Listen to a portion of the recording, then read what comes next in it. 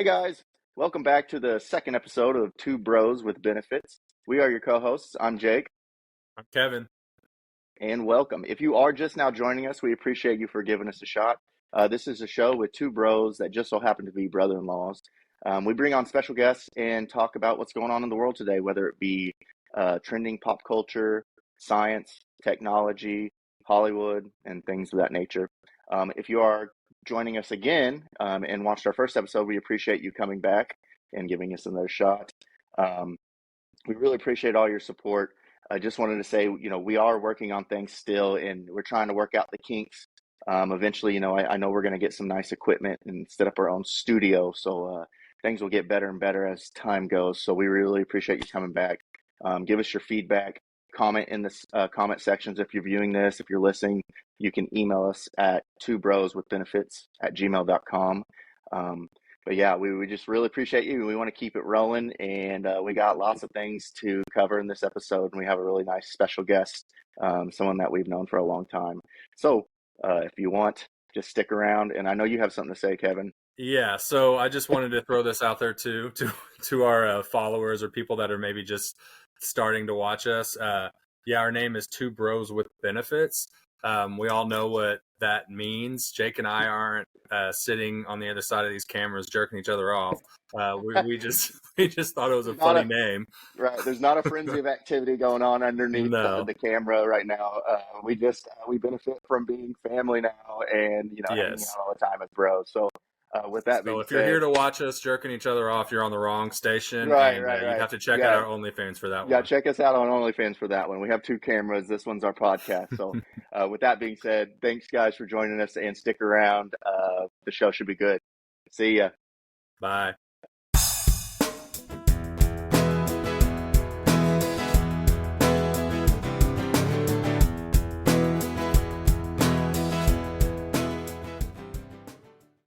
Hey guys, how's it going?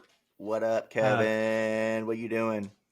Two Bros with Benefits podcast. I am just not drinking beer. I am drinking beer. You know what? It's funny because I started kind of dieting, and me and beer's good for Beth, a diet. Right. Me and Beth decided to cut out alcohol, and she's sticking with it. But I'm like, wait, my shtick is that I drink every time we do one of these podcasts. Yeah. So now I'm going to be in trouble for it. Right. I told you're in trouble. So I told Beth, I was like, oh, you got to go get me some beer and some liquor. And so, yeah, I mean, we were thinking, Kevin even mentioned this weekend about, eventually in the future, we can maybe make it a drinking game if you're watching or even if you're listening, I could tell you when I'm drinking, but every time I drink, you guys drink. I don't know. We're messing around with a bunch of stuff, aren't we? Oh, yeah. Yeah. What was the other idea that you had? Yeah, we were talking about, we want to interact with our listeners and viewers. So we're thinking about giving a prize giveaway. I know we can give definitely some merch and, maybe other things on top of that. So I think what we're going to try to do this episode is at the end of the episode, we'll ask a question about the previous podcast, episode 1. And if you're viewing this, you can comment the answer down in the comment section. And if you're listening to it, you can email the answer at twobroswithbenefits@gmail.com. And what we'll do, I think, is pick a random winner. And then episode 3, we will announce that winner and we'll let them know what they're getting and send that out to them. I think that'd be kind of a fun thing to keep people interested, interacting, and make sure they're listening to our podcast. And it's going to be cool merch, guys. So yeah, it'll be cool merch. Mind. Right. We only wear cool things. So, I mean, it's going to be something that we would wear. We're always dope. We stay dope. Yeah. Yeah. Stay dope. With that. So tonight, sorry, what were you going to say something else? No, I was going to say with that, go ahead. Yeah. So tonight we've got another friend on with us. This guy and I have actually been friends since, I want to say we were like 5 or 6. A long we met time. in kindergarten. Yeah, and we've stayed really close friends. Pretty much grew up together. I was either at his house or they were at my house. So we hung out basically since we've been 5. So that's over 30 years. We've been. You really almost good are giving friends. it away whenever you said I was at his house, and then you said Yep. So this person also has Jake. Well, what do you want to say anything about him? There's not much you can say about him, really. I've known this guy for a long time. Played basketball with him since we were in Tiger Cub basketball. Oh yeah. Him and his relative, I will say, and he's always been a great guy. I grew up with him in high school, in my homeroom, and just a blast we to had be some around. Fun times in that always homeroom. with the quick-witted comments. He's just a funny guy. He can be a bit of an arse, but he gives it back as much as he takes it. So, with that being said, I think you could go ahead and introduce him. He's got a couple names. In his rap days, he was C-Rip. So here's Paul Bragin. What's up, losers? Hey, there he is, Mr. Paul Bragin. And What's up, Paul? That is a euphemism. He is hungry. He's very hungry. He's a very hungry guy. What's up, Paul? Oh, not much. What are you guys up to? Just trying to film a podcast. Oh, cool. Yeah. How's that working out for you? Yeah. Thanks for having me. Yeah. You've been doing big things lately. Medium-sized things. But enough about my ex-wife. Above average size things. Yeah. So I mean, she could lose 10 pounds. Wow. Yeah. Our goal, if you've watched, our goal is to get our friends canceled, Paul. So I'm sure you're going to be the first one to actually it's a piece of cake with him. Yeah. So honestly, we don't even have to ask him any questions. We just kind of just listen to him. Let him he'll do it himself. Yeah, I'll just eventually say something. Like, there's a joke. I don't know if I've told you guys. I'm not going to say it on a podcast. Like, it's got to be one of those things that we say, like, when nobody's recording anything. But I've said, I feel like I've written the world's most offensive joke, and I've told a couple people, and I just told people the other day when I was recording another podcast, and I didn't say it on air, and they're like, man, honestly, that joke, you're just dipping your toes in the water. That's not even close to the most offensive. But I still, in my mind, was like, oh my gosh, that is the most offensive joke anybody has ever written. If you grew up in our friend group, we probably all have that same mentality, but it's harmless. You know what I mean? We're all genuinely good people. It's not like that's how we think. We just we know how most of us we know how to write jokes. So yeah, I mean, Paul, before we go ahead, Jake. I was just going to say, I was just going to say, I can. Gosh, damn it, dude! Act like you call us two bros with benefits. But the way you guys are interrupting each other, it's like you're trying to fall in love in a Hallmark movie. Yeah, that's exactly what we're doing. It makes two to tango. So, Paul. Or something like that. Something like that. Hey, Paul, tell us a little bit about yourself. So, I am the morning show host at 99.9 FM and 1540 AM WBNL Radio in Boonville, Indiana. Online at radio1540.net and the TuneIn Radio app. All right, and then I also a little bit about your life. He's got that down. What a spiel! Yeah, so like we probably first met. I think we figured out we played t-ball against each other before kindergarten started, and then we were in the same kindergarten class. Paul and his brother Nick were jealous. Paul was more coordinated than cut. Kevin. Oh yeah, what'd you say? They were Kevin? both jealous of my bowl cut back in the day. That's right. They both wanted one. There was a few good ones. You and Erdman had really good ones. And Mike Kyle had one back in grade school. That's awesome. So, yeah. A little bit more. No, I think the next question we were going to ask you was, you're kind of big into the comedy game around here in town. I mean, the city. You're a little bit blowing up. It's crazy because we were talking on the first episode with Adam, and we've always thought you were like a funny person, but like you didn't see stand up like in your future. Where do you think that came from? Like, can you tell us like where your start came from? Like how it started, why you were motivated to do that? Like, I mean, have you always been like a big comedy buff? Or, like what motivated you to really like give it a try? Or you just wanted to like jump outside the box and get out of your comfort zone? Well, Kevin has probably heard a little bit of this before. I think the seed was planted when we were in kindergarten. The kindergarten teacher sent a note home to our parents saying, I think your boys are competing for class clown. And I'm almost going to say, like, I took that as a challenge almost. And I actually ran into her within the last year or two somewhere.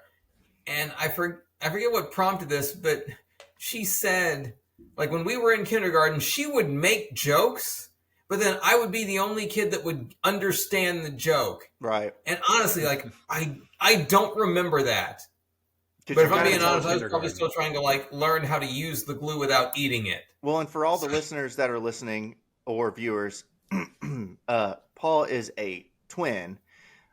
His brother is Nick, and Nick is hilarious too. And, you know, like last episode, Adam was talking about how, you know, Nick was always like the one that you would think to be really, really funny. And I cut in and I said, wait a minute, Paul always had like some zingers. You know, he would like cut in on people's comments and just say something outrageously funny that was a little bit probably more vulgar than like people were thinking, you know, usually. So yeah, I mean, I get where you're talking about, where that competitive edge probably came in, that little seed was planted. So that's funny. I didn't know that. But anyways, well, and continue. And Paul, one thing I remember about you guys growing up, you and your Nick, and then your parents even, they were really, really into like Saturday Night Live. I remember that being a big thing in your house, man. And it wasn't so much in my house. I love it. And I've gone back and watched all of the episodes, you know, from really whenever they first put them out on Peacock. I pretty much binged the whole thing at one point in time. Yeah. But like, I remember that growing up, the comedy was a part in your household, a big part of your. It's awesome. Of your Same guys'. here. I mean, Saturday Night Live. And Paul, was In Living Color a big thing for you, or were you more? Oh yeah. Okay. So this thought has come to mind recently. We're not going to talk. I mentioned I work at a radio station. We're not going to talk about my second job because nobody gets paid. Well, at least I don't get paid enough. And I'm guessing a lot of other people don't get paid enough either. So I don't want to give them any free publicity. Right. There you go. But there's this guy at work who I'm trying to think, how do I say this? I've been told he has almost whole memory loss, which is like I feel bad for the guy. Like 5 Second Tom, like, hi, my name's Yeah, Tom. exactly. But like between that, and he kind of moves slow also. And it's like, man, can we find something else for this guy to do? But that has got me thinking, do you remember there was a skit on In Living Color called Men on Film? It was Damon Wayans and David Allen Greer, and it was these two guys. Yep, they're doing the snaps. And it was these two guys who around were the world. And it was a recurring sketch. And in the very first sketch they did, one guy was very flamboyant, and the other guy was very opposite of that. Right. And then at the end of the sketch, like, something fell and hit the non-flamboyant guy on the head, and then he became very flamboyant. And the very last time they did the sketch, at the end of the sketch, something fell on him again. And he went back to being corrected. Not flamboyant. Yeah. So when I see this guy at work that has, like, the memory issues, like, I'm not going to drop an amble on his head, is what you're saying. I want to hit him really hard. Like, did that fix it? It's not going to fix it. I'm just going to get fired immediately. Oh, absolutely. More than just fired, Paul. That's abuse. Yeah, that is possible abuse. Hate crime. I don't know what it could be. There's a lot could go down for that one. But go back into your start though, like on how you got into wanting to do stand up. Like the seed was planted, but ultimately, what was it that like you're like, all right, I'm going to give this a real shot? I mean, because this is something I've always wanted to do, but like, you have the cojones to do it. You know what I mean? Yeah, and after kindergarten, there was kind of nothing for a while, and then Kevin can attest to this.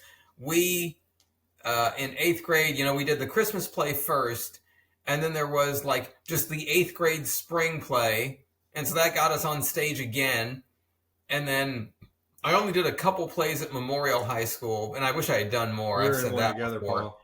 We were in the one musical together where we had to do some dance moves or something. Remember that? In high school?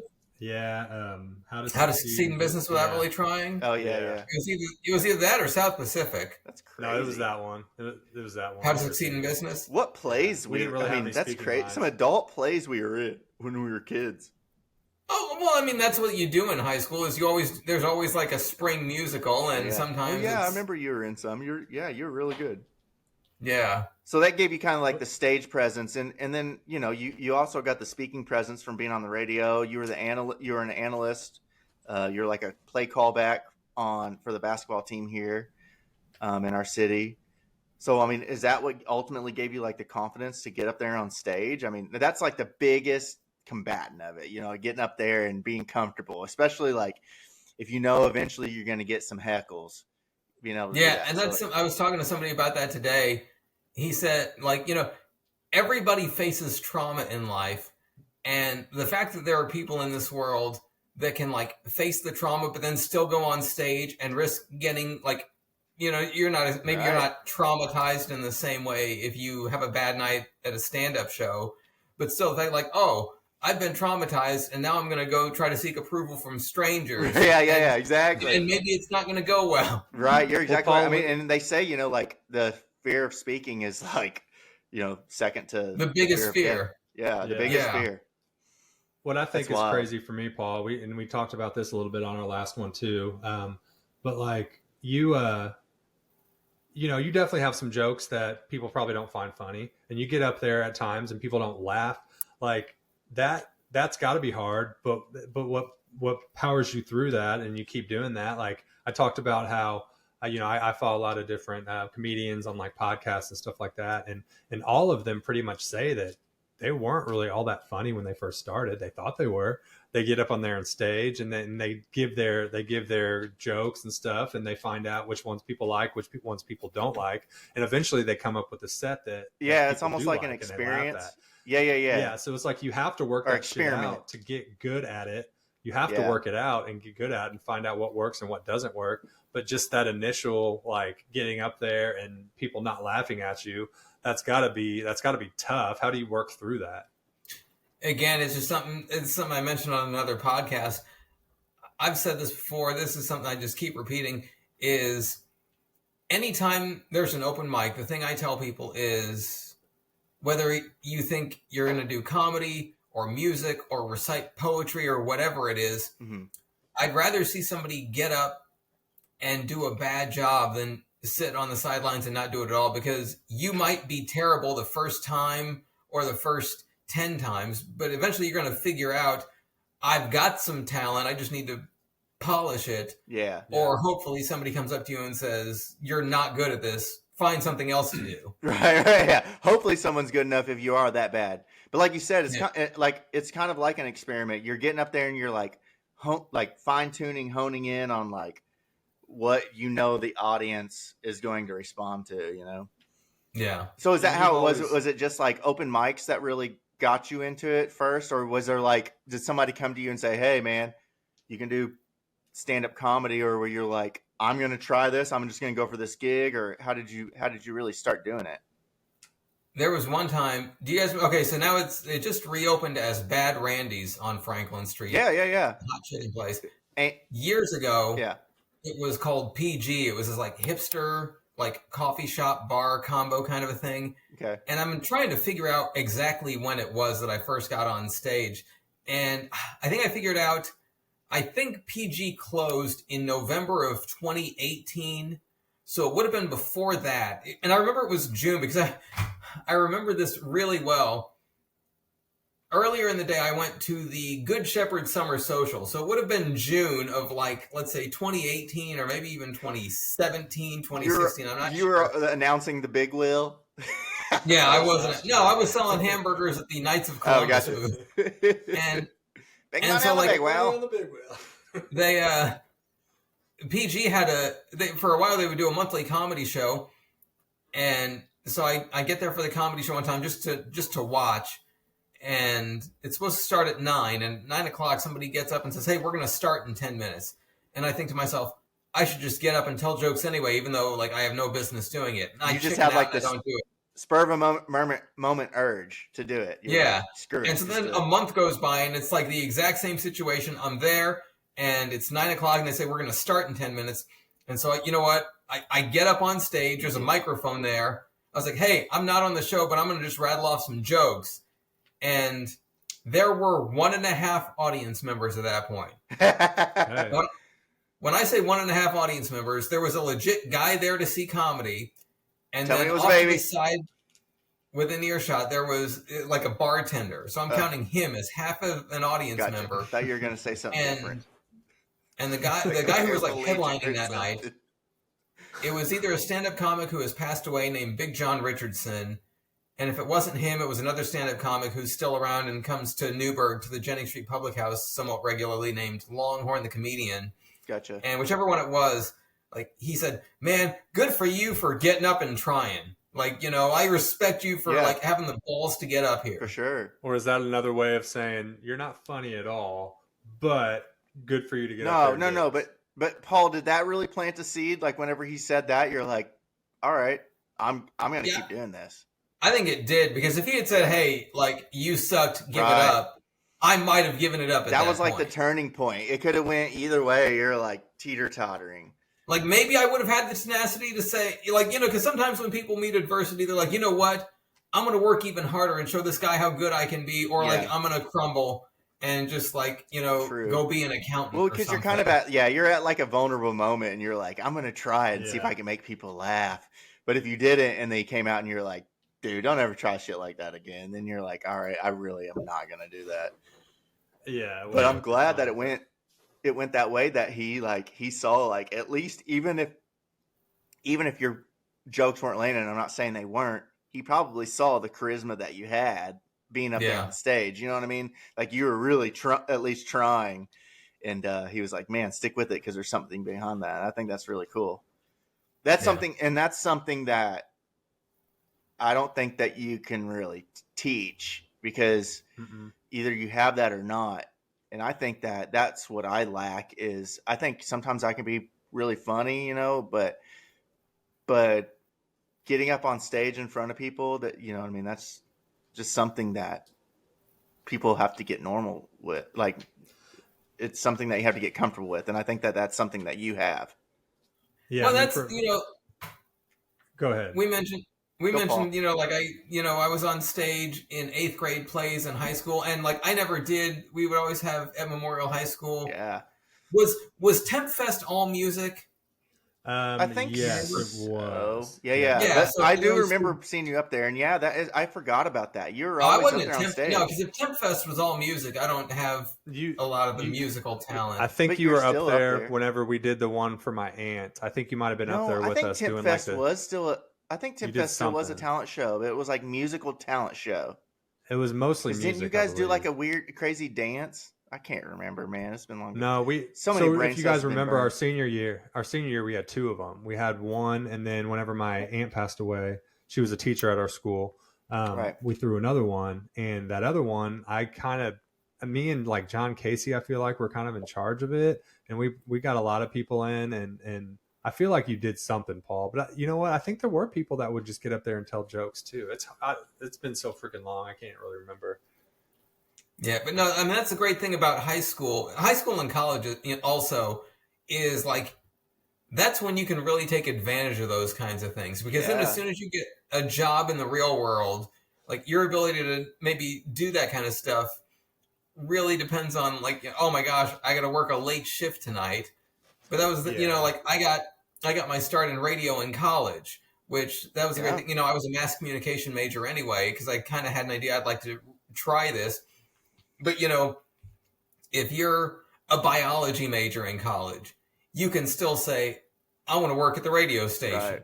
And, we'll take you, sure. I'm really glad that you bring that up, Paul, because that'll be kind of incorporated into one of the topics that we present to you. And yeah, you're exactly right. Like when you're young like that, you might as well go for it. I mean, in today's age, you might as well just go for it. And that's something that you did because you got started later in life. It's not like you were like 24 when you started. You were like 30 years old. You know what I mean? 34 probably. Paul, I mean, I think about that too, though. Like, you know, when we were, you know, in our 20s, all of us were still single, no children, any of that stuff. We would get together and make music all the time. It'd be silly, stupid songs, and we had so much fun doing it. But I put a guitar down probably, more than 10 years ago. And I just started recently pulling it back out and playing the guitar, like with my kids and stuff. But Yeah, you're just all playing that it for your time, daughter. That's awesome. She yeah, loves like all it. that time went by, and I didn't even touch music. I didn't even think about it. I didn't play music. I didn't try to get the gang back together to try to get stuff to work, just because nobody had time. We all started living life and having things to do all the We time. were all on So pause. yeah, it's nice to be able to. It's refreshing to get back into it and have fun with it again. Like this part of the reason why I told Jake we need to do something like this, because this reminds me a lot of that. Like when we're going back through and we're putting the videos together and we're doing like editing and stuff. It reminds me a lot of my days whenever we're doing new stuff. Yeah, and it's the same with Paul too, because Paul's he's doing something. He's been doing it for a bit, but it's something kind of newer to him in his life. Yeah. He was floating along like all of us we're doing, and we all seek something to do, you know what I mean? To produce something. Absolutely. And that's exactly what he's doing. So he's kind of inspired us a little bit. Yeah, no, for sure. And I mean, I don't know what your thoughts are, your 5-year plan is with this. You may hope that you make it huge. I'm sure you do, obviously, make it huge and make some money from this. But even if you don't, I know you're going to you're going to still do it just because you enjoy doing it. And that's what's cool about this. And that's kind of, again, same thing to this, me and Jake. If this turns serious, we're not going to have it. We're not going to do this. We're not going to have fun doing this anymore. If we turn serious about it, we're not going to enjoy it like we do right now. So it's like you got to do stuff that you enjoy, and you may not make any money from it at all, but it's something you have to have those things to do as human beings. You can't just not have like pastimes and have like different hobbies and shit like that. Or it's a hobby, but also it's something that he like can turn really into something more. Enjoys doing, and you know what I mean. So like whether he succeeds or not, it's something fun, like kind of like the podcast. Anyways, Paul, you have anything to say on that? I'm sorry. Yeah, I mean, you guys are right, and the nice thing, I'm at a point now where people have seen enough of me that like I can say, hey, I'd like a little bit of money for this. Right? Yeah. That's awesome. Yeah, they have. I was telling them that I see you on posters. Sorry, go ahead. No, I was going to say the same thing. Like your name is let Paul known go. in that world, Paul. Like people know who you are in the comedy scene in Evansville. Yeah. I don't know when this episode's going to come out, but if it comes out before July 19th, I'm actually doing a show in Vincennes. Promote yourself. Sorry, go ahead. Oh, you're good. If this comes out before July 19th, I'm going to be doing a show. I'm hosting a show. All right, one more time. Yeah, sorry, Paul. We're just testing out our new mics. If you guys can't tell, we got new microphones. Unique New York. Yeah, that's right. The Human Torch was denied a bank loan. We won't interrupt you this time. Go ahead, promote yourself, because I was going to tell you that at the beginning of the episode. I want you to promote yourself if you are going to be somewhere, but I didn't want to give your name away. Go ahead. Yeah, if this episode comes out before July 19th, there's a show in Vincennes that I'm doing. It's like a Red Skelton dinner, and I'm hosting the show, so I'm going to get up and do I think about 15 minutes of comedy, and it's got to be clean. And then I'm also going to introduce the other comedians. Oh, wow. Awesome. So you're kind of you're the host. You're doing a bit, but you're also hosting, because the hosts usually do that. So you're also probably going to have to be doing little bits in between each host. So that's something I've hosted kind of like a roast. Yeah. Well, I've hosted open mics, and then there have been a couple times when I've hosted an actual show. I hosted a show for a guy named Jamie Utley. I assume we all know Pat Coslett. Yes, we do. He has that stuff at his store all the time, doesn't he? Yeah, it's been a while since he's had a show, I think, but he especially before COVID, he would regularly have comedy, and I think he's trying to do more of it. But one time I hosted a show at his place. That was 2 years ago, almost. And then I've hosted, I think, 2 other shows over at the Jennings Street Public House. And one thing I've kind of figured out, if you're hosting a show, I go up, I host, I say, hey, my name is Paul Bragin. I'm your host tonight. We're going to have a great night. Then I'll do, however much comedy they tell me to do, 5 minutes, 7 minutes, 10 minutes, whatever. And I was like, are you ready for your first comedian? Like, please welcome to the stage, Kevin Bennett. And then Kevin comes up and does 10, 15 minutes of comedy, whatever. And they say, hey, my name's Kevin Bennett. Thanks for coming out tonight. And then you get off stage. I go back up. And I feel like if I'm a good host, I'll notice something that you said in your stand-up act, and I'll be able to make like a quick joke about it. Yeah, that's something good. I have seen. Yeah. And I've seen a few hosts do that. Not a lot, but you're right. That's really good. And then you make a joke off of it, and then the audience knows that like you're genuinely hilarious, and that you aren't. It's not all script. You know what I mean? Yeah, that's great. Because I think the last time I hosted a show, I brought up a comedian and I said, please welcome to the stage this guy. And he got up and he said, I guess the way I was probably wearing like this exact shirt, probably knowing me. And he made some comment about, Paul, you look like the guy who's going to fix my iPhone. and so then he does his, 15 minutes of comedy. And then I get on stage.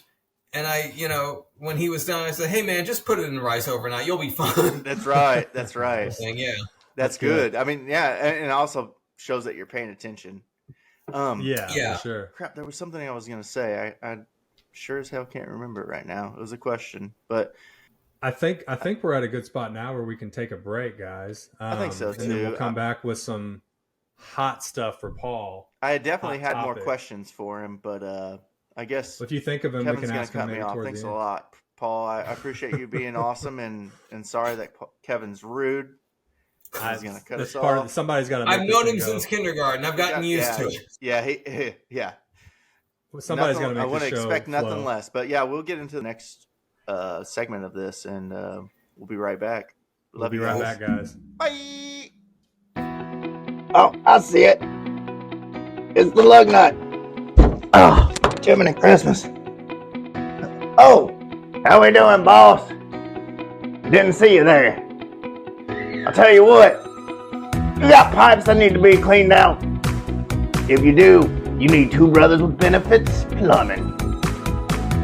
With the newest technological advances in plumbing, Two Brothers with Benefits Plumbing will have your pipes cleaned out in a jiffy. So go on, call the number below. Two Brothers with Benefits Plumbing. Let us clean out your pipes. No, seriously, let us clean out your pipes. Let us clean out your pipes. And we're back. Hey guys, welcome back to Two Bros with Benefits Podcast. We are your co-hosts. I'm Jake. I'm Kevin. And we are here with our special guest, Paul. So Paul has been awesome so far. He's been giving us a lot of crazy insight on his stand-up comedy. But what's one thing that's about Paul is he's actually done quite a bit of podcasts. But Paul, I wanted to ask you, have you ever done a podcast where it's been all about you, or like, we find out about your life and we ask you questions, or is it kind of been like you've been like the side comment, you give a little bit of perspective? I mean, the closest I got to getting into my own life, I was on a podcast. It came out back in March. It's called the Days Grimm Podcast, DAYSGRIMM. The two hosts are Brian Day and Thomas Grimm. Oh, that's cool. Days Grimm. Yeah, I met them. Thomas like Day and Brian another Grimm. stand-up comic knew them. It was like, hey, these guys are looking for people to be on their podcast. Okay.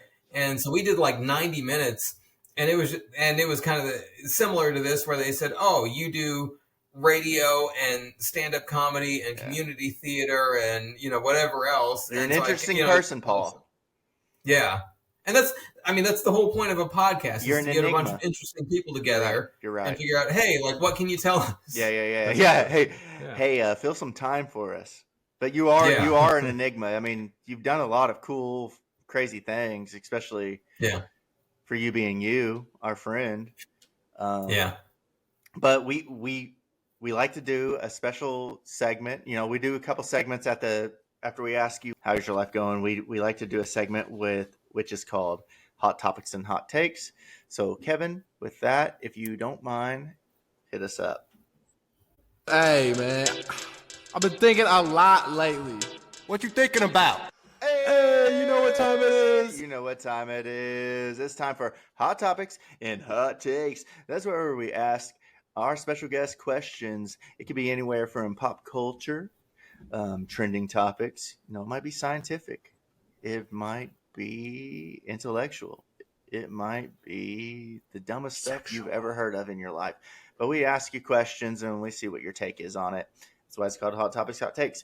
So what I'm going to do, Paul, I'm going to give you 3 topics that we're going to cover, and I'll let you pick them in whatever order you want, and I'll give you some funny titles for those topics. So so listen to all 3 before you pick. So the first topic is Boss Baby Got a Rusty Diaper. We have Monkey Prostitution, and we have I'll take a McDirty Pour combo meal, please. I'll take a McDirty Pour combo meal, please. What do we want to go for? Okay, based on context clues, I'm going to guess that number 1 is about Alec Baldwin. Hey, you are smart. So yeah, you're right. And how did you come to that conclusion? Because I know a lot of people aren't going to know that. Well, Boss Baby first, and then when you said Rusty Diaper. There you go. You got it. Oh my gosh, on the set of the movie Rust, he accidentally killed somebody. So yeah, he and the movie, the set on the Rust, yes, he got it. So if you weren't paying attention to Paul, Boss Baby, Alec Baldwin is the star of Boss Baby. He is the baby. And the movie Rust is what movie they were filming when he accidentally shot and killed. What was it? The camera woman? I think she was a camera person. Right? She was somebody behind the scenes. I feel bad. So we're going into this. So a couple weeks ago, Alec Baldwin filed to dismiss the motion of manslaughter. And the judge denied it. And today was the first day of the trial. So he's actually going to trial for this. And I guess our question is, we want to hear your thoughts, Paul, is what do you think about this? Do you think that this is something that he should be charged with? I mean, it was kind of, it was an accident. It's not like it's on him. If anything, it would be more maybe on the prop person. But at the same time, somebody was killed, like it can't go unpunished. What are your thoughts on it? So as somebody who took Corey McCool's law education class at Memorial High School, okay, the definition of manslaughter is I killed somebody, but it was an accident. So absolutely somebody needs to be charged with manslaughter. Right. And I saw something somebody posted on, I think, I'm going to call it the Twitters, even though officially it's X now. Like, I'm always going to call it the Twitters. The Twitters, yeah. We all know what I saw somebody posted on the Twitters, and I think, like, weirdly enough, I think it was a Catholic priest who posted this. It was about the whole Rust thing. He said, the first rule of guns is never point a gun at anything you don't intend to shoot. And even if somebody says, this gun is full of blanks, or this gun is unloaded. Or a prop gun. What he said was, you have to assume that with every gun, when you turned your back for like 2 seconds, the gun fairy came and put a bullet in there. I like that. Yeah. What I don't understand about this whole situation, Paul, I agree with you what you're saying. I mean, I never really thought of all of that. I do think that somebody definitely needs to be charged with this. What I think is crazy is that, they've been making movies for 100 years and nobody's figured out a way to get a fake gun that doesn't shoot anything. Well, it keeps happening. They do have props, but like it does keep happening. The Crow, remember Bruce Lee's son died that way. A lot of people have died that way. So, but my question is I want to play devil's advocate a little bit just because to make the podcast interesting. But so just because he was the one who fired the gun, does that give him the manslaughter charges? And like, what's up with the prop? Like the prop management, are they getting charged too, or are they getting a less charge? Like, is it all on Alec just because he pulled the trigger? I mean, if I'm an actor, an A-list actor, and somebody hands me a gun, tells me it's prop gun, I'm assuming that it's a prop gun.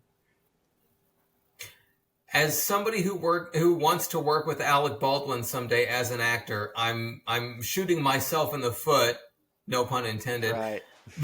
But like, if the gun's in your hands, you're responsible for it. And again, going back to that analogy of the fairy came by and put a bullet in there. Right. Every gun that's in your hands, you just have to assume there's a live round in here. So, and therefore, don't point it at anybody. my next question would be then, like, if you get in a wreck with somebody and you accidentally kill someone, like it's an accident, you're a sober person, but they die in the wreck. Is that manslaughter? Well, Depends then on you the have to look at, situation. okay, were you going over the speed limit? Right, yeah. So I guess if you're at You know- fault, but what if it's like a no-fault situation? Well, then Then yeah, again, Right. You didn't mean to, but someone still died. My wife is partaking in this. She really wants to get in on this. You want to come on? Come if on over you here. didn't mean to, but somebody still died, so that does That fall is under still what Paul was manslaughter, saying about manslaughter. like Paul was just Yeah, I mean, saying. It's an accident, but somebody still died. That's still manslaughter, right? Yeah, because someone died. at the same time, a car is a tool that is meant to get you from point A to point B, and because So is a of bullet. weather and excessive speed and all that, then you have to deal with, oh my gosh, this thing could spin out of control, and it's several tons of metal that can kill somebody. Right. Guns are meant to stop somebody. Right. So if you point a gun at somebody, that's what the True. gun is designed for. So what you're saying Yeah, I is mean, every time someone is handed a gun, whether they believe it's prop or not, they need to check it to make sure it's a live gun or not a live gun, and there shouldn't be any type of or bullets just or any not type of aiming thing. at somebody's face. Right. Yeah, don't aim it at somebody's face. Yeah. Yeah, I mean, Well, don't aim. you know, But then again, yeah. What if it's they're believed to think it's a blank, so they see these bullets. They can't check to see if that's blank or not, and they're filming a movie. It's something I was not on the set. Alec Baldwin is somewhat notorious for his left-wing political views. Yeah. And again, a comment somebody made on, let's assume, the Twitters. They said, if they had somebody from the NRA on the set that day to say, hey, be careful, that could have changed the outcome of a lot of things. True, you're right. But yeah. if he says, I'm Alec Baldwin and I hate the NRA with every fiber of my being, and I don't want to be within 1,000 feet of an NRA member. Not to get political on this issue, Yeah. but I'm never going to work with Alec Baldwin at this point. yeah. Well, You yeah, know, he I'd might love shoot you. to. He's a funny guy. He's a great guy. I mean, that was a pretty good hot take, I feel like. Yeah, I liked Should- it, Paul. I liked your input. Paul, on it. yeah. I think you had a good opinion on it, and I tried to rebuttal you, but you fought me strong. I think we'll go to the next two. So you have two Which more options. one do you We want to have- pick next, Paul? Just to keep it rolling, we have monkey prostitution, or I'll take a McDirty Poor combo meal, please. Let's go monkey prostitution. Monkey prostitution. All right. Well, we have a video to show you. Basically, it was an experiment that was introduced to our little monkey friends, and Kevin is going to pull that up here soon. We're going to play it, and Yeah. we'll watch it, and then we'll kind of discuss it right after. Kevin, are you ready? Yeah, I'm going to share it 1 second.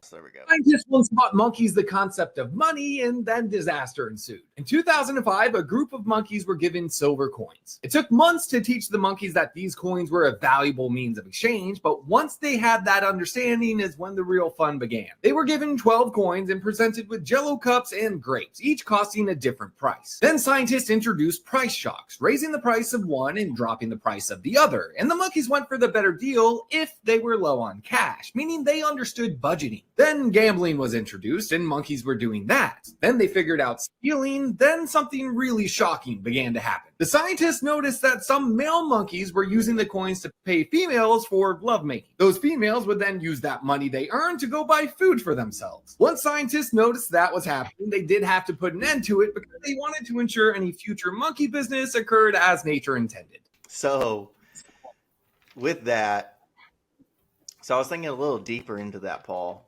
And I was just thinking about how it shows kind of how we are the same as animals, how animalistic humans can be.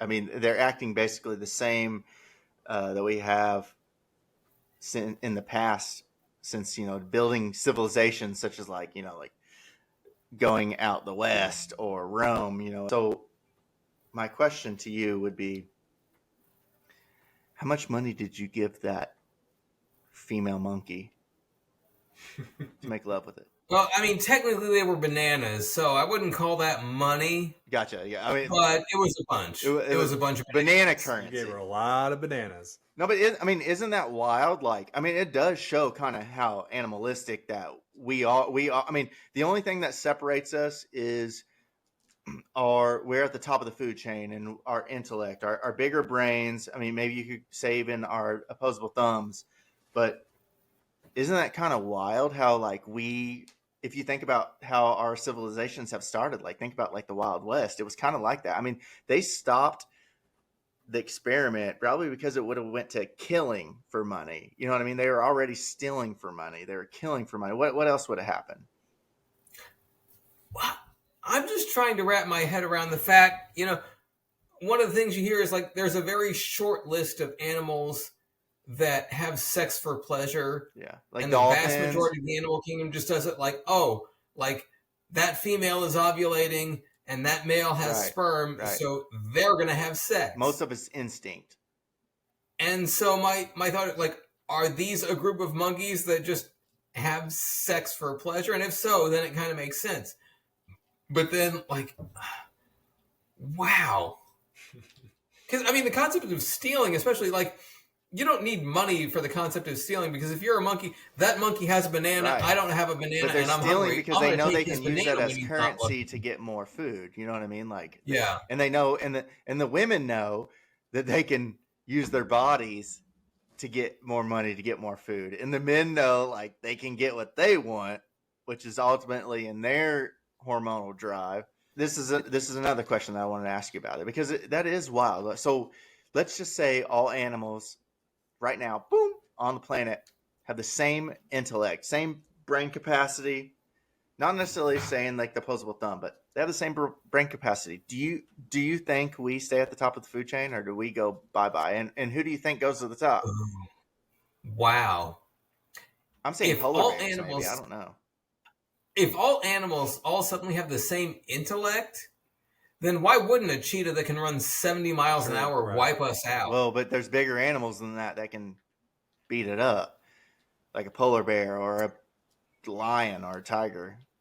And that's kind of the fascinating thing about nature. Again, like on my radio show at 99.9 FM and 1540 AM and online at radio1540.net and the TuneIn radio app. About once a day, we'll play these like pre-recorded CD segments about like nature and stuff. Yeah. And it'll talk about, today we're going to tell you about, this sea creature that, it has this kind of a protective shell to keep it safe from, every animal almost has some sort of a mechanism in place to protect it from predators, whether it's like a hard shell or like a color scheme where it blends in with everything in the background, except or whatever. Except for humans, because we're smart enough. But that goes out the water if they're all as smart as us. And honestly, it would just be chaos, because imagine you couldn't go in the ocean, immediately go in the ocean. I mean, killer whales already swim on shore. They would be just hiding out in coves, just waiting for humans to come out, just gobble them up, or being out on land. I mean, imagine lions and tigers and bears, being smart enough to like come to New York City and just have their pick slim, whatever they want. It'd be like Jurassic Park, man. It'd be like a turkey shoot. That needs to be a movie, bears taking, like Sharknado, but it's bears taking over New York City. All I know is if animals suddenly have the same intellect as humans, I'm imagining a scenario where Alec Baldwin and I are standing back to back, each with our guns, and just like we're covering for each other. Did you ever hear that podcast, the Joe Rogan podcast, where he was talking about like the guys that were like stranded on back in the day? This was like early 1900s. They're shipwrecked in Antarctica, and they're stranded on like the iceberg, and the polar bear. They saw they were all standing on the iceberg, and the polar bear was like, they saw this polar bear going up and would look at him and go down. And then all of a sudden it would come up and it'd be a little bit closer. So it was like diving under the water, and it'd come up a little bit closer. And they know that it's coming to hunt them, because a polar bear is like the only bear that only eats meat. Right? Isn't that crazy? Hang on. Okay. Only are carnivorous. So like it sees them and it keeps getting closer and closer. And then it gets to the point where it's right up on their iceberg and they're all like fighting, pushing each other in front, like eat him before you eat me. So wait a second. So like half of the nature videos we ever watched in school was a bear like standing by a stream waiting for a salmon to jump up so it could catch it. Right. You're telling me every other bear except the polar bear would be just as happy with either a salmon or a strawberry? Well, I mean, they will eat strawberries. A polar bear is the only thing that's. I'm not saying it won't eat a fruit or anything. I'm just saying where its natural habitat is, there is nothing like that survives. So I guess it makes only sense. Only ever known meat, so it is blood driven. Yeah, it's the Arctic. It's not like there's a banana tree popping up. Right, yeah. There's no berries up growing next to Santa's workshop. Yeah. Yeah, that makes sense now that you mentioned. Now that we think about it like that. And then another thing which is weird because like we think of like and I blame Coca-Cola and their Christmas advertisements maybe. Be like, oh, polar bears are cuddly. They make them look so sweet. Yeah. Jake, you might not belong to this club that Kevin and I are in. Kevin has an Aunt Jean and I have an Aunt Jean.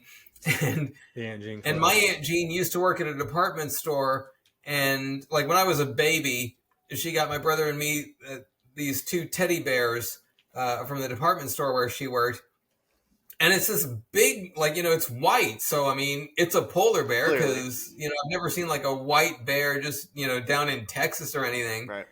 So like based on the knowledge I have now. That polar bears are hungry for flesh. Like I'm gonna have to go punch this bear in the nose. I'm never sleeping with you again, you asshole. Yeah, that's hilarious.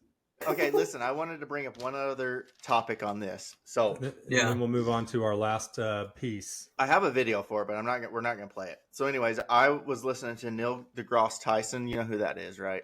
Yeah. He's a famous black science man. Science. I would call him a philosopher almost now. He's amazing. He was talking about how okay, so you know how closely created to chimps we are. We're 99% DNA match. We're 1% away, right? Yeah. And he was talking about how if today, I went up to a chimp and said, "Hey, meet me at Carl's Diner at 4:30 p.m. I'll see you there." How that chimp would not know how to comprehend a bit of that sentence. They wouldn't know a concept of time. They wouldn't know the concept of location. They wouldn't know where to go, what to do. And that is a 1% difference in DNA from humans to that chimp. Now he said, now imagine taking that in the opposite direction. If there is a species out there, which there definitely probably is, I'm sure you would be willing to admit, that has a 1% increase in DNA that we're missing from them. How intellectual would they be, and how terrifying is that to know that they're that much more intellectual than we are? Isn't that crazy to think about? Yeah, so basically what you're talking about are angels. Yeah, are we talking about fallen angels, or are we talking about both? We can get into deep stuff. The good angels and the bad angels. Okay, yeah, that's like we're here. We will have a podcast about that, and I'll have you on there. The demons of hell, right? Way up here. Let me keep my hand in frame. Yeah, we're here. The angels are here. You're talking about, and then God's up here. Nephilim. You're talking about the Nephilim and stuff. All of them, yeah. He likes to fill them all, is what I heard. Yeah, I mean, I think that's a good way to end that. I think my wife would love listening to that part. So your last topic is this is something off topic, I guess. Here we go. Yeah, that was off topic. Okay. So here we go. I'll take a McDirty Pour combo meal, please. A McDirty Pour. Okay, so we have another video to show you. Kevin, are you getting that video to go? And so basically, This video kind of explains, it's a young kid, honestly, and it's pretty great. He's explaining how you can't really get rich with a 9-to-5 job. And we'll play it right now.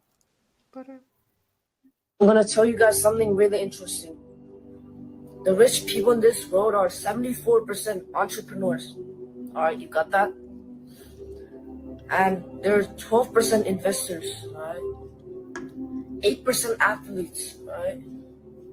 And 4% artists. All right, you got that? And the shocking part is 0% are employees. That indicates that you can't just work at McDonald's and expect to be rich. You can't just work at an office job and expect to be rich. Most of these people are their own bosses. They're all producers and not consumers. So basically, get rich right now. Try and get rich right now. Try and make your first 1,000 band. I loved it till he said Try first and 1,000 start that band. business you always want to start. Just start, bro. Just start. You don't need planning. Just start, bro. So I think there's a lot to be said to that. So he's basically saying that, you know, people that have 9 to 5s, they're never going to really get anywhere in this society as far as getting rich. But my question is, do you think as the middle class disappears, do you think we'll see more self-employed entrepreneurs and less employees going into the workforce as far as like 9 to 5s, or do you think it'll transition over to like trade work? I think we are going to see more trade work. I don't have numbers in front of me, but I did see a statistic somewhere that said, okay, so if we're all the millennial generation, and then the generation that comes after us is Gen Z. Yeah. That's like, they consider that, the numbers are kind of fuzzy, but they'll say Gen Z is either like, we'll start around either 1997 or maybe a little bit later, around like the year 2000. Yeah. And it was saying the Gen Z is they're getting more into trades. Real? Yeah. Like, I know a guy who that is true. He might be my illegitimate son, so I should know how old he is. He's 22, 23-ish. So, right, you know, he is that generation. Yeah. And like, out of high school, like, he got a job cutting meat in a grocery store, and now he works at Toyota. And so, you know, and it's and a lot of, they didn't teach trade work. But like, they didn't teach that whenever we were in high school. They didn't teach the trade work. They did, but not at Memorial. So like, I feel like it was like North and there was a lot, Castle. Yeah, there was a lot of people that probably could have gone into that a trade instead of going into college. I mean, think about this now. Think about any job that you've had since high school or since college. I know for me personally, every job that I've had, I have not had I've had not needed a degree for. I've gotten my job on people I know and my previous employment at other jobs. So like, I've been in sales pretty much my whole adult career, and every job that I've taken, We've got degrees, but our jobs you don't need degrees in. Yeah, I mean, right now I don't have to. I have a license because of what I do now. I had to get licensed, but it's like, you teach that, right? Our friend's child the other day, Kevin, was talking about how he's about to graduate, and next year he's going to graduate, and he's going to get into trade. And it's just like, he's like, I already know I'm joining this union. I'm going to make this much. I'm like, that is insane. Like, you're already set up, and they're teaching this stuff now. Yeah, but the fact that we all went to Catholic school, we just, like, whether we earned it or not, like, we had the cake eater label put on us. And so it was like, hey, you're done with high school, on to college for you. Yeah, the world's different now too. So I mean, kids are not going to college. They're not even really being preached to go to college as much anymore. Inside high school, I heard a high school kid recently told me that the principal at the school was telling them, you know, not college isn't for everybody. You know, look, take this time here in high school, figure out what you think you might be good at. If it's something that you do think you need to go to college for, then yes, do that. But there's other jobs out there in the world where you don't have to spend a day in college to get. And if that's what the career path you think you need to take, then that's the career path you think you need to take. And it would just been nice to know there's other options. Yeah. It was a different world though, too, man. It was a much different world back then. It was. You're right. You're right. We all grew up. I was lucky enough. Go ahead. I was, I studied at UE. I graduated from UE, and they have their Harlexton campus over in England. And I went and took a summer class over there one time, and it was a class on British politics. And the professor, you know, he was a college professor, and he says, my brother-in-law lives in London, and I believe he said was an electrician, he said he makes 400,000 pounds a year, and he lives in a house that costs £1 million. Meanwhile, this guy, my professor, is, the respectable, fancy college professor. Yeah. Making less money. He's very liberal with the spending. It's honestly, got a I think different view now too than it did when we were he younger. probably actually was more politically conservative, which you don't hear about that in America as much. But yeah. I think we did a really good job with those questions. I think we need to get into the Spitfire questions, and I think that Kevin, when we have our guests on, we love our guests so much that we always just end up going over an hour anyway. So I think that's what we're going to do. But we have some Spitfire questions for you, and I think that leads us into our next. Do you have a playlist for it? Let's go. Let's get weird. Let's get weird. Hey, pass me them bath salts, dog. I'm trying to get real weird. That's the funniest part. Hey, you know what time that is? That means it's time for Spitfire random questions to our special guest, and that is Paul Bragin. He's been killing it tonight, just giving us all sorts of answers. We knew he would be great because did you hear me trying to sound like a radio host? I'm trying to take your job, Paul. The next half hour, we got BOGO, women's pumps, BOGO, buy one, get one. Come on down. And then I just turned into Shoe Carnival. That's what happened. Yep. You ever been to Shoe Carnival before? You guys? Yeah. Women's pumps. Is that when she starts thrusting? Yeah. That's it, Paul. Okay, so anyways, we're gonna hit you up with some Spitfire random questions. And first one is like my favorite one because we do have a video attached to it. So if you could have a superpower, what would it be and why? And before you say that, think about it. Think about it while we play this video, because it could be anything so specific. And this is one of our favorite clips because he has the best answer ever. Go ahead. Well, what superpower would you like then? I came up with one.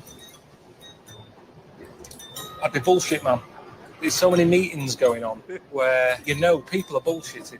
I just like to walk in. I wouldn't need a special costume. Just dress like this. And I'd fly in. I'd go, bullshit. You're talking bullshit. And they'd go, oh, it's bullshit, man. And I go, yeah, it is bullshit, man. You're talking bullshit. And eventually, people would stop talking shit. That could take off. I quite like... I know you said you didn't want a costume, but if I could get a little costume for you, what colour would it be? I don't need a costume. No, but you don't need it. But if I got one for you, what would it have? No, I don't need all that because that's just wasting time. That's more bullshit. But how do we know you're bullshit? How do we know you're bullshit, man? Because I flew in. So you can fly. So your superpower is saying bullshit, but you can also fly. Yeah, but also people know if I've said it's bullshit, they know they were talking bullshit. Yeah, but wait. That's my superpower. No, your superpower is surely flying as well. You didn't. We could all say bullshit. No, the flying is necessary because of the amount of bullshit that's going on. But if you could fly. But if I can't fly, how am I going to get There's loads of bullshit. What are you going to do? Keep jumping in a cab? No way. I'm going to be busy all day. I haven't invented this. It's not my fault you can or can't fly. No. Calm down. I know, but I'm saying if it was my superpower, I'd want to fly in. Yes, my point. And I don't want a costume because I'd be constantly wearing that costume because of the amount of bullshit that's being said. Yes, I understand that. So your point is this: everyone can tell bullshit, but you need to fly to get there quick and get it out in the open. Panic quick. Yeah. Someone starts spouting. How can you hear them? So you can also be super hearing as well. Yeah. So you can hold on. So wait a minute, right? Can you see where they are, or can you just? I'm just hearing it. So if there was a meeting, right, going on in Leeds now, and there was a bloke going, well, if you invest in this company, if you give me 1 million, I can guarantee you will make an extra $1 million by the year, and I will double. I hear you. Double your investment in 1 year. What? Bullshit. That's how it would work. You can see how... I know, because honestly, that's years and years of people spouting it. Yeah. Meetings, ever since being neck high. It's like, that's all you ever hear. Okay, but how would you programs in X Factor? Honestly, X Factor will keep me busy. Okay, Just the amount of shite that is being told to people in that, and all that crying, that'd be the next one. I don't know what I'd call it. That thing when girls do that now, I don't know where that's come from. When they're getting a tear coming on, they go like that. I want to fly. Fucking stop doing that. Yeah. So yeah, what's your superhero, Paul? That was that. Yeah. So he was bullshit man. Apparently, he could fly and had supersonic hearing, but that wasn't his superpower. Yeah. He just I heard call bullshit. So what do you think? What do you think about the video, or what do you think about like what would your? He says superpower he be? doesn't need a special outfit. I feel like if you want to call this a special outfit, fine. But I feel like if he's going to walk into meetings and call bullshit, he needs to be wearing a suit. Like he doesn't have to say BS on his chest like he's Superman. So he's not It's dressed. just like a regular It's a suit. suit. Oh, So you'd rather do a suit as him dressed like a piece of shit. like he's basically a CEO that can fly. Bullshit. Yeah, I get it. And people will take him serious. Yeah. Gotcha. The other thing I thought of as we're watching this video is I don't know if flight is the best superpower, just because unless you're like Superman and your only allergy is kryptonite, like if I'm flying but still just a normal human being, other than that, people can still shoot at me. True. And I can be sucked into a jet engine if I like am flying the wrong way. True. They ask him the same question later on in life, and he goes Invisible Man. And when they ask him what he would do, he said he would go inside stores and wait till people left and just sit there and then leave. So I mean, like it wasn't like he was like using it for any good. He wasn't robbing or anything. He was just sitting in stores. But I mean, yeah, you're right. Invisible Man would at least be good as far as they wouldn't know where to shoot at. You know, I mean, what would your superpower be and why? I'm kind of leaning towards invisible also, but then like part of the things, if I'm invisible, if you're a superhero, you are supposed to use your powers for good. But then if I walk into, the liquor store and then suddenly like a bottle is just magically floating away because I've grabbed it because I'm invisible. Right. Like, at that point, I'm using my powers for evil and I'm a villain. I'm not a good guy at that point. If I'm Invisible Man, I could be having sex with my wife and not blocking her view of the television. That's right. Made of glass. So you're going invisible because you want to have sex with your wife and not block the television. And not block her view of the television. So in your superhero world, you have a wife and you're having sex. I get it. Yeah. I mean, honestly, like again, if that's all I'm using invisibility for, I'm leaning more towards speed or strength. I mean, with speed, get in there, get out. Well, but again, I mean, getting out of the romantic realm. Yeah. If I'm worried as somebody who's flying that I can still be shot down with speed, if I've got the speed, you can slow down time. I can, you can reverse. I can outrun the bullet. True, you can reverse time too if something happens you don't like. And if I've got strength, I'm going to assume that comes with some sort of ability to deflect bullets, whatever. Yeah, I wouldn't do strength. I think you're on the right path. I mean, I've got strength. You sent me down a rabbit hole with I the know. whole I think Alec you're on the right Baldwin path, though. I thing. think it's either invisibility or speed. Beth says invisibility, but in speed you can reverse time. Yeah, but you're not technically supposed to. That was when Christopher Reeve died. I went back and watched the original Superman. Well, we're from the original, so we can do it. Yeah, it was 1978. So like he goes to his Fortress of Solitude to watch like a video from his dad before the planet Krypton blew up. He's like, oh, by the way, don't reverse time. And then, spoiler alert, if anybody hasn't seen the 1978 Superman, fast forward for the next 2 minutes of this podcast. Like Lois, I forget exactly what happens, but Lois Lane dies. And so Superman says, I'm going to reverse the spin of the Earth so that we go back in time and I can prevent her from dying. Even though his dad told him not to. Do you think he could have reversed a horse wreck? A horse what? I don't know if you would call it a wreck. What would you call it? A horse accident?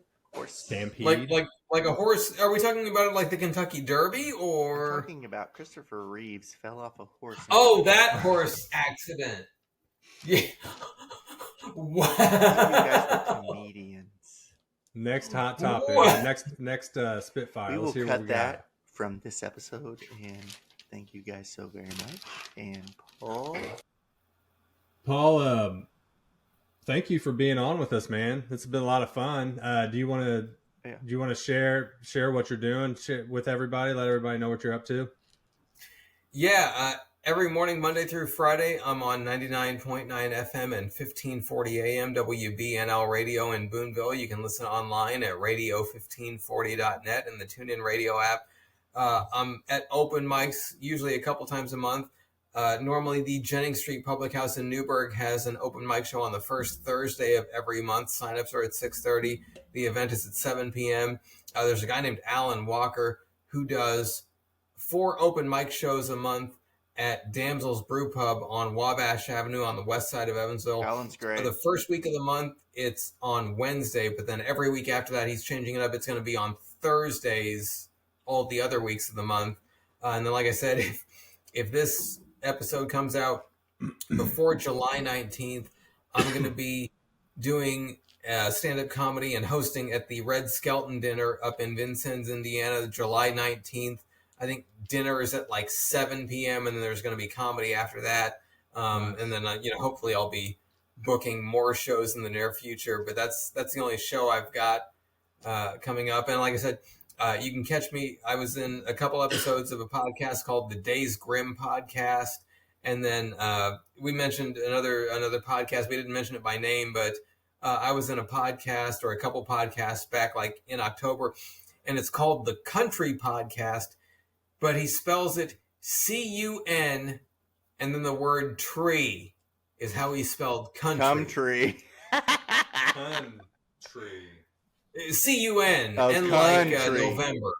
Cunt. Yeah. Country. Country. I didn't say it. Didn't say it either. I'm saying country. There you go, country. Well, Paul, Hey. again, thank you so much, man. Jake, do you have anything else you want to say to Paul? No, honestly, again, follow Paul. He's such a funny guy. He's one of our best friends. He is just a great guy, and you can go to Vincennes on July 19th. And I got one more thing, though. We have a little game that we need to play with our contestants. I know Paul was listening to it. Weren't you listening to it? We had a question that we were going to ask. Listeners. I think we're going to do a little giveaway right now. We're going to ask a question about our last episode or podcast. And if you can answer that, you can comment if you're viewing it below. And if you are listening to it, you can email us at twobroswithbenefits@gmail.com. And our question is, when our friend's wife was on 911 with the operator as she was giving birth and she delivered her baby, what was the object that the 911 personnel told her to get up with her baby and get for her? So if you know that umbilical answer? cord? Yeah, so if you know that question, you can either go back, listen to it again. What was the item that the 911 operator told her to get up and get for her umbilical cord? And if you know that, just comment. If you're watching, if you are listening, email us at twobroswithbenefits@gmail.com. And honestly, Paul, you have been amazing. I love you so much, and I think we should Love you guys. Yeah, we should have you again, because I mean, I knew whenever we had Paul, he was just going to have so much to say. It was just going to be really easy, you know what I mean? Like, we can just ask like a couple of questions, and we'll get a lot of good intake and like comedy out of him. So we love you so much, sure. Paul. And Love you yeah, guys. Love come you, if buddy. you're in the Evansville area, please come watch him. Look it up. Get on the News for You. I think you'll probably be in there as well. You need to Yeah, get News your for You social magazine. game up, Paul. You need to get some socials. Yeah. News for You I magazine. got some socials. He's all over. Yeah, check out my MySpace page. Yeah, check out his MySpace page. We love you guys, and we will just see you. See you guys. Bye. Say Bye, bye, guys. See you next week. and take your drink. Oh, wait, Paul, I have one more question for you. Okay. So when that